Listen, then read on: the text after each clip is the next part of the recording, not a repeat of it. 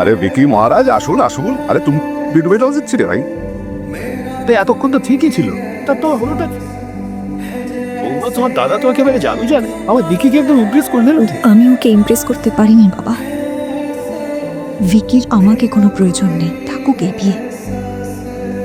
ভিকি, আমি যা যা বলেছি একদম ঠিক না? তুমি এটাই চাইছিলে, এবার আর তোমার দম বন্ধ লাগবে না।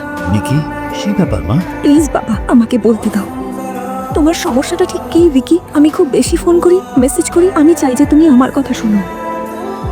আর আমি একটু পজিটিভ, এটাই তো।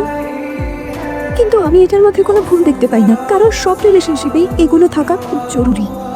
তবে তোমার জন্য আমি হয়তো শুধুই একটা বোঝা। আমি ভেবেছিলাম তুমি এগুলো করছো কারণ তুমি আমাকে ভালোবাসো, কিন্তু তুমি তো এসব কিছু আমার কথাই করছো। আমি তো শুধু এটুকুই চাইছিলাম যে তোমার মনে আমার জন্য আলাদা জায়গা থাকবে। আমার ভুলটা কোথায় বলো?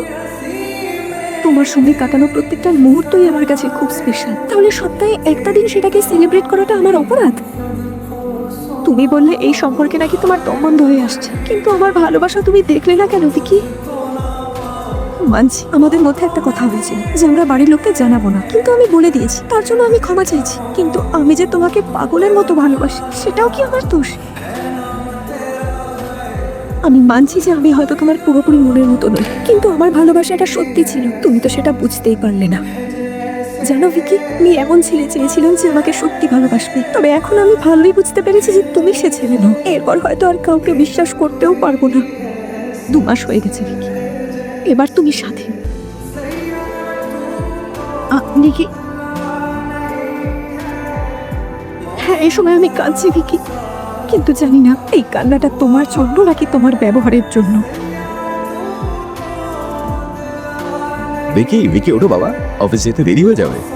ওঠ আর গিয়ে স্নান করে তৈরি হয়ে নে। হ্যাঁ ওমা, দেখেন হয়ে গেছে। হ্যাঁ হয়ে গেছে, বাস 10 মিনিটে বেরোবো। দেখি জেল এলে লোকের একটা ব্রোশিয়ার চাইছিল, অফিসে পৌঁছে ওদের মেল করে দিও। ভিকি আয়, ব্রেকফাস্ট রেডি আছে। হাই দাদা, চল ব্রেকফাস্ট করে দিবি। এটা ভালো আছে, আর একটা দিই, এনে ঠিক করে খাও। বিকি, আমি অফিস চলে যাচ্ছি, তুমি চলে এসো। বাই।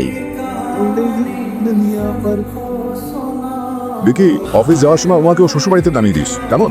আসছি রে। দাদা, দাদা ভেতরে চল না।